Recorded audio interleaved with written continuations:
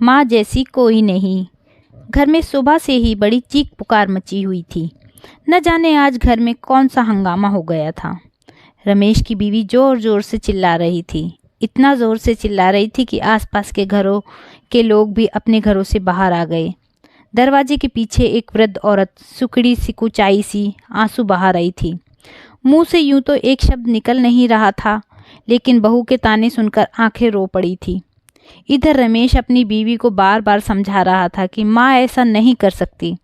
दरअसल टेबल पर रखी बहुरानी की कीमती अंगूठी कहीं गुम हो गई थी।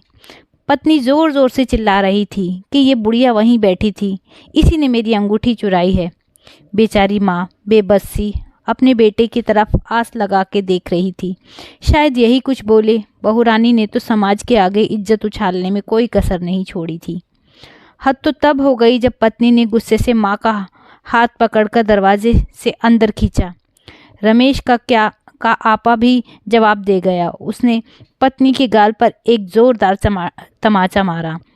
अभी 2 महीने पहले ही शादी हुई थी। पत्नी को वो तमाचा सहन नहीं हुआ। वो गुस्से से पति पर चिल्ला के बोली, तुमको मुझसे ज़्यादा अपनी माँ पर विश्वास है, ऐसा क्यों? रमेश की आंखों से भी अब आंसू निकलने लगे और बोला, जब मैं बहुत छोटा था उस समय मेरी पिता का देहांत हो गया था। तब मेरी माँ ने दूसरों के घरों में बर्तन मांजकर और झाड़ू लगाकर मुझे पाला। मुझे याद है मेरी माँ बड़ी मुश्किल से एक वक्त के खाने का इंतज़ाम कर पाती थी, और वो खाना भी वो मेरी थाली में परोस देती थी, और खुद एक खाली डिब्बे को ढककर मुझसे झूठ बोला करती थी कि तू खा ले, मेरी रोटियां इस डिब्बे में हैं, जबकि वो डिब्बा हमेशा खाली होता था। लेकिन मैं भी जानता था वो मैं आधी रोटी बचाकर माँ से बोलता था कि मेरा पेट भर गया, और आधी रोटी माँ को खिला दिया करता था।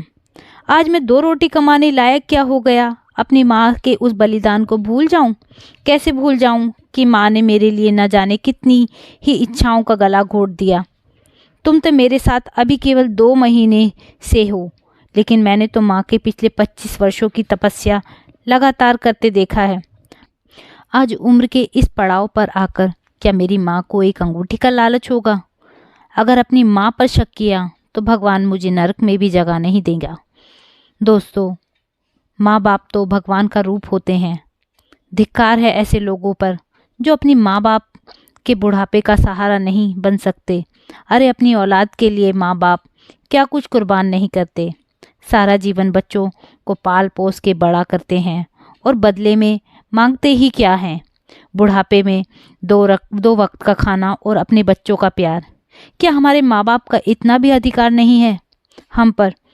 दोस्तों, कहने को तो ये एक कहानी है, लेकिन सच्चाई इस कहानी से अलग नहीं है। हमारे समाज में आजकल यही हो रहा है। अपने माँ बाप की सेवा करें और उन्हें प्यार दें और उन्हें सम्मान दें। दोस्तों, यदि यह कहानी आपको अच्छी लगी, इस कहानी ने आपके मन को छुआ हो, तो इस कहानी को लाइक कीजिए, शेयर कीजिए, कमेंट कीजिए और मेरे चैनल को सब्सक्राइब कीजिए। वीडियो देखने के लिए धन्यवाद।